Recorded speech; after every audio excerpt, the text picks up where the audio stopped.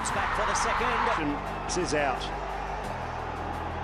Brilliant work from MS Dhoni के ये mastermind moments और डिसीजन को देख के सभी हैरान रह जाते हैं। लेकिन धोनी के यही मास्टरमाइंड मोमेंट्स और डिसीजन कभी बैटर्स को इम्पॉसिबल वे से आउट कर देते हैं और कभी हारते हुए मैच को भी जीता देते हैं। तो इस वीडियो में धोनी के कुछ इम्पॉसिबल मास्टरमाइंड मोमेंट्स और डिसीजन को देखेंगे। उससे पहले अगर MS धोनी आपका भी फेवरेट है तो वीडियो को लाइक करके चैनल को सब्सक्राइब कर दो। नंबर 1, DRS का मतलब होता है डिसीजन रिव्यू सिस्टम। लेकिन जो असली क्रिकेट फैंस हैं उनके लिए DRS का जो एक्चुअल मीनिंग था वो था धोनी रिव्यू सिस्टम। और ऐसा क्यों, वो आप यहाँ देखो। इंडिया और इंग्लैंड के इस मैच में युवराज सिंह इस बाहर की बॉल को रीच करते हैं, लेकिन वो बॉल तक पहुंच नहीं पाते और बॉल कीपर पकड़ लेता है। अब कीपर और बॉलर कैच की अपील करते हैं और अंपायर आउट भी दे देता है। लेकिन नॉन स्ट्राइकर एंड पर खड़े धोनी की नजर ने यह साफ देख लिया था कि युवराज सिंह का बैट बॉल से नहीं बल्कि जमीन से टकराया था और धोनी ने युवराज से भी पहले DRS का इशारा कर दिया। एंड रिप्ले में भी वही देखा गया जो कि धोनी ने देखा था। इसके बाद ये वाला मोमेंट देखो, शार्दुल ठाकुर की यह बॉल श्रीलंका के डिक बेला को छूती हुई सीधा धोनी के पास जाती है। अब इस बॉल पर धोनी अकेले अपील करते हैं क्योंकि सिर्फ उन्हें कुछ आवाज सुनाई देती है, लेकिन अंपायर उनकी इस अपील को इग्नोर तो करता ही है, साथ में इस बॉल को वाइड भी दे देता है। एंड अंपायर तो छोड़ो, उनके बाकी टीममेट्स भी धोनी की इस अपील में ज्यादा इंटरेस्ट नहीं दिखाते। लेकिन फिर भी धोनी सबको ये कहते हैं कि उन्हें कोई आवाज आई है और धोनी के कहने पर विराट कोहली DRS की मांग कर लेते हैं और फिर DRS में साफ पता चल जाता है कि बॉल जो है वो डिकवेला के ग्लव को छू कर गया था। They've all gone up together. Oh, he's called it a wide. I think it's come off the thigh pad, to be honest. There was just some sort of a deflection. They're all gathering. Oh, and he's gone for a DRS. Virat Kohli. Yeah, there is a mark on all tray. Just rock it one more time, rock back. One more time, go forward. Ravi on field now, please reverse your decision. Oh yes. अब ऐसा ही एक और moment है जहां धोनी अकेले appeal करते हैं और बाकी कोई भी उनका साथ नहीं देता है। ये मोमेंट है 2011 के वर्ल्ड कप का।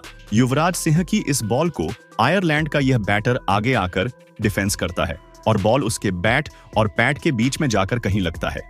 MS धोनी तो इस बॉल पर LBW की अपील करते हैं, लेकिन बॉलर ज्यादा इंटरेस्ट नहीं लेते क्योंकि उन्हें लगता है कि शायद बॉल बैटर के बैट से लगा है। लेकिन धोनी खुद पर यकीन करते हुए इसे भी DRS कर लेते हैं।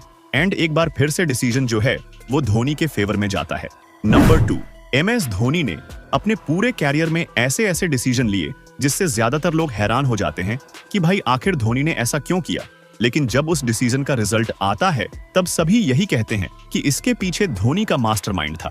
और वैसा एक मास्टरमाइंड मोमेंट 2007 के T20 वर्ल्ड कप फाइनल में भी देखा गया था। जो मैच का आखिरी ओवर था उसमें पाकिस्तान को सिर्फ 13 रन चाहिए थे और इस ओवर को डालने के लिए 2 कैंडिडेट थे। एक थे जोगेंद्र शर्मा और दूसरे थे हरभजन सिंह, जो कि ज्यादा एक्सपीरियंस्ड थे और हर कोई यही चाहता था कि धोनी इस लास्ट ओवर के लिए बॉल एक्सपीरियंस्ड भज्जी को ही दे। लेकिन धोनी ने सबके अपोजिट इस लास्ट ओवर के लिए बॉल जोगेंद्र शर्मा को पकड़ा दी। फिर रेस्ट इज द हिस्ट्री।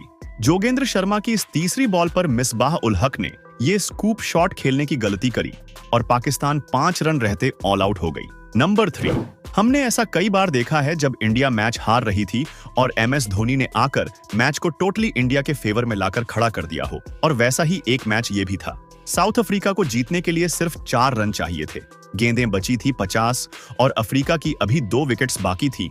और इस मोमेंट पर मास्टरमाइंड धोनी ने ऐसा चक्रव्यूह रचा कि अफ्रीकन 4 रनों को भी बना नहीं पाई। धोनी ने पॉइंट और कवर के बीच 3 खिलाड़ियों को खड़ा कर दिया और फिर गेंदबाज को इशारा करा कि स्टंप्स के बाहर बॉलिंग करो। और जैसे ही बॉलर ने इस प्लान को फॉलो करा तो चौका मारने के लालच में मोनी मोरकल उसी फील्ड में खड़े यूसुफ पठान के हाथों कैच दे बैठे।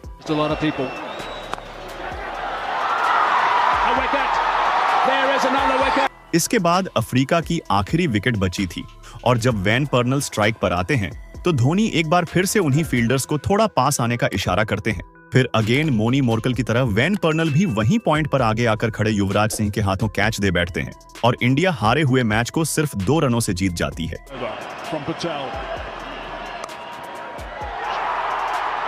Goodness me! Wow, this is extraordinary. That is is it. It is sensational stuff here at the Wanderers. Parnell cannot believe what's happened. The celebrations have begun for India. Number 4। अब हम बढ़ते हैं धोनी के ऐसे run outs की तरफ जो कि भाई टोटली उनके हाई आईक्यू को जस्टिफाई करते हैं। पोलाइट रोज टेलर का ये वाला रन आउट रोज टेलर ने उमेश यादव की इस बॉल को फ्लिक करा और खेलते ही 2 रन की कॉल करी, लेकिन बाउंड्री पर धवल कुलकर्णी की जबरदस्त लाइन ने बॉल को रोक लिया और जल्दी से धोनी की तरफ थ्रो कर दिया। थ्रो पिक करने से पहले धोनी ने एक नजर रोज टेलर की तरफ देखा और बस मिली सेकंड्स में सारी कैलकुलेशन धोनी के दिमाग में हो गई। धोनी ने यह जज कर लिया कि अगर वो स्टंप के नजदीक जाकर बॉल को पिक करके टेलर को रन आउट करने की कोशिश करेंगे तो तब तक टेलर इजीली क्रीज पार कर लेंगे। इसीलिए धोनी ने विकेट के दूर से ही बॉल को पिक कर लिया और फिर बिना विकेट्स की तरफ देखे बॉल को स्टंप्स पर फ्लिक कर दिया। इससे हुआ ये कि धोनी ने काफी टाइम सेव कर लिया और बस उसी टाइम के चलते रोज टेलर क्रीज से शॉट रख गए और एक इम्पॉसिबल वे में उन्हें रन आउट होकर जाना पड़ा।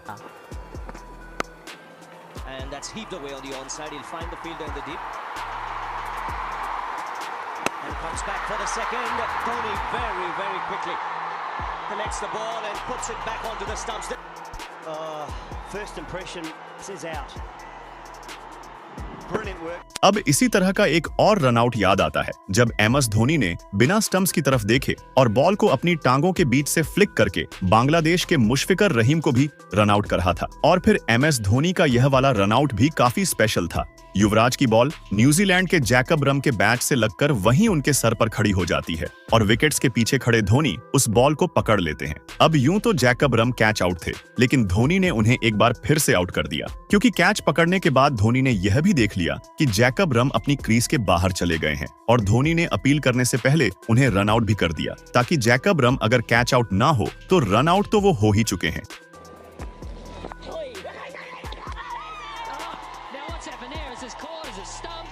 It's some interest here from Tony. He thinks he's got him in some fashion, and he's been given. It's not the sweep to get underway. Oh, it's caught.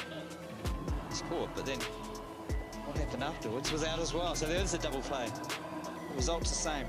Number 5। ये भी एक ऐसा match है जो कि कह सकते हैं कि धोनी ने अपनी कैलकुलेशन के चलते इस मैच को भी अगेन इंडिया के फेवर में ला दिया था। ये मैच है 2013 चैंपियंस ट्रॉफी का फाइनल जिसमें इंग्लैंड को 16 गेंदों में सिर्फ 20 रन चाहिए थे और क्रीज पर ओवेन मॉर्गन और रब बोपारा बैटिंग कर रहे थे जो कि दोनों बढ़िया सेट हो चुके थे और धोनी के पास इन 3 ओवर्स को डालने के लिए मल्टीपल ऑप्शंस थे जिसमें भुवनेश्वर कुमार, उमेश यादव और अश्विन थे जिन्होंने इस मैच में सबसे अच्छी बॉलिंग करी थी। लेकिन MS धोनी ने इस 18वें ओवर को डालने के लिए ईशांत शर्मा पर भरोसा किया, बावजूद इसके कि ईशांत शर्मा इस मैच में सबसे महंगे बॉलर साबित हुए थे और उनके 3 ओवर्स में उन्हें बाकी बॉलर्स के कंपैरिजन में सबसे ज्यादा मार भी पड़ी थी। लेकिन फिर भी धोनी ने ईशांत को यह ओवर दे दिया और हुआ क्या, ईशांत ने अपने इस आखिरी ओवर में पूरे मैच को बदल दिया। एक ही ओवर में ईशांत ने सेट हो चुके ओवेन मॉर्गन को भी आउट कर दिया और रवि बोपारा को भी, और जो इंग्लैंड इजीली इस मैच को जीत रही थी इस ओवर के बाद वो टोटली कोलैप्स हो गई और इंडिया चैंपियन ट्रॉफी की चैंपियन बन गई। नंबर 6। अब ये वाला जो मोमेंट है ये मेरा सबसे फेवरेट है और ये मोमेंट है साल 2007 के वर्ल्ड कप में हुए बॉल आउट का। इंडिया और पाकिस्तान का ये मैच जब टाई हो गया तो टाई ब्रेकर के लिए इन दोनों टीमों के बीच बॉल आउट करवाया गया। फिर इस बॉल आउट में इंडिया के बॉलर आ रहे थे और स्टंप पर बड़ी आसानी से निशाना लगा रहे थे और वहीं पाकिस्तान का कोई भी बॉलर विकेट को टारगेट ही नहीं कर पाया। अब इसमें खास क्या था, आप वो देखो, एक तरफ है पाकिस्तान के विकेट कीपर और दूसरी तरफ है इंडिया के विकेट कीपर MS धोनी। इन दोनों की पोजीशंस को आप ध्यान से देखो। जो पाकिस्तान के विकेट कीपर हैं वो अपनी टिपिकल पोजीशन में ही खड़े थे जैसा कि आम मैचेस में होता है, लेकिन वहीं धोनी विकेट्स के पीछे जाकर अपने घुटनों पर बैठ गए थे। अब इससे हुआ ये कि इंडियन बॉलर्स को स्टंप्स पर टारगेट करने का एक निशाना मिल गया क्योंकि धोनी ने उनसे कहा था कि आप बस मुझे देखकर बॉल को फेंको। फिर जब ऐसा हुआ तो इंडिया के खिलाड़ी एक एक के स्टंप्स पर बॉल मारते गए। नंबर 7। ऐसा कहा जाता है कि क्रिकेट ग्राउंड पर जो विकेट कीपर होता है उसे फील्डिंग एंगल सबसे अच्छे से पता होते हैं और वो फील्डर्स को बिल्कुल सही पोजीशन पर खड़ा कर सकता है। लेकिन भाई MS धोनी एक ऐसे विकेट कीपर थे जिनकी इस मामले में सिक्स्थ सेंस भी काम करती थी, क्योंकि धोनी ने कई बार फील्ड पोजीशन के चलते पूरे मैच को बदला है और ऐसा ही कुछ IPL के सेम मैच में भी हुआ। CSK और MI का मैच था जिसमें कीरन पोलार्ड ने सामने की तरफ एक छक्का जड़ा और फिर धोनी ने पोलार्ड के सामने एक ऐसी जगह फील्डर को खड़ा कर दिया जहां आप फील्डर को यूजुअली कभी नहीं देखते।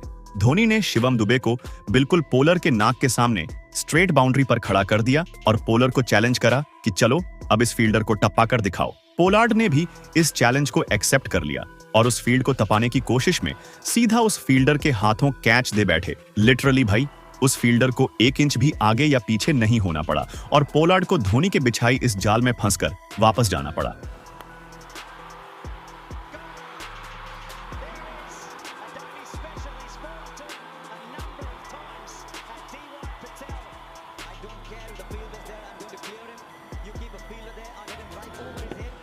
नंबर 8, ये भी एक और ऐसा मोमेंट है जहां धोनी ने पलार को यह दिखाया था कि असली मास्टरमाइंड कौन है।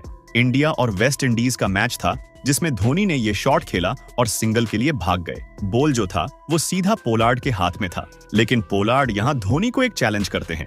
पोलार्ड ने बॉल को पकड़कर थोड़ा आगे फेंक दिया और धोनी को चैलेंज करा, चलो एक और रन भाग लो।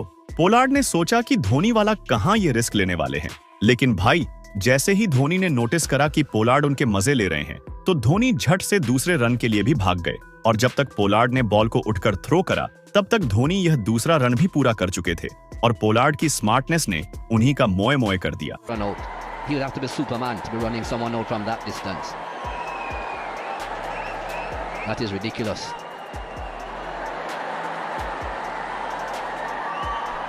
The throw didn't suggest that he was looking for a run out, was it? It was blocked. भाई एक बात तो आप भी मानोगे कि रन लेते हुए धोनी की स्पीड को कोई भी मैच नहीं कर सकता था, क्योंकि जहां सिंगल होता था वहां धोनी डबल भाग लेते थे और जहां डबल होता था वहां कभी कभी ट्रिपल और कभी कभी जहां रन होता भी नहीं था वहां भी ये कहीं ना कहीं से रन निकाल लेते थे।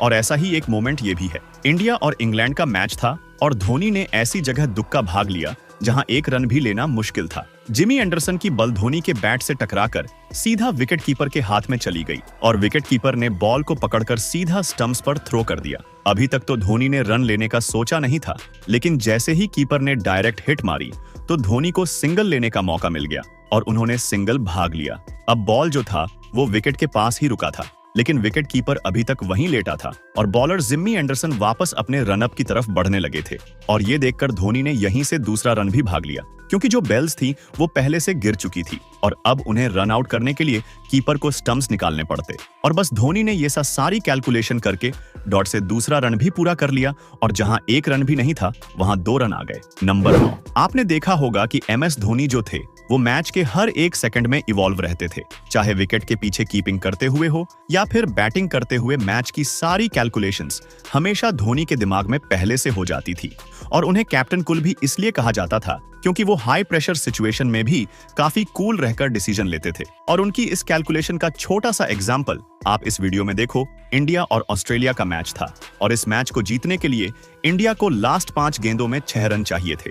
इंडिया के 3 खिलाड़ी आउट हो चुके थे और स्ट्राइक पर MS धोनी के साथ 98 पर बैटिंग कर रहे मनीष पांडे थे। अब लास्ट ओवर की दूसरी बॉल पर धोनी मारने के लिए जाते हैं, लेकिन मिस टाइम होने की वजह से वो फील्डर के हाथों कैच दे बैठते हैं। लेकिन आउट होते हुए भी धोनी ने यह दिखाया कि वो मैच के हर एक मोमेंट में कितने ज्यादा इवॉल्व रहते हैं, क्योंकि जब बॉल हवा में था तब MS धोनी मनीष पांडे को जल्दी भागने का इशारा करते हैं ताकि वो दोनों आधी पिच को क्रॉस कर ले और अगर धोनी आउट भी हो जाए तो स्ट्राइक पर नया खिलाड़ी नहीं बल्कि सेट हो चुके मनीष पांडे रहे। तो यह थे MS धोनी के कुछ मास्टरमाइंड मोमेंट्स और डिसीजन। सबसे ज्यादा किस मोमेंट्स को नंबर 1 में रखना चाहोगे कमेंट में बताएं और हमारे माही भाई के लिए इस वीडियो को एक लाइक करके और चैनल को भी सब्सक्राइब करके जाइए। और ऐसे वीडियोस देखना चाहते हैं तो नीचे हमारे चैनल के नाम पर क्लिक करके हमारे चैनल पर जाइए और जितने भी वीडियोस हैं वो देख लीजिए।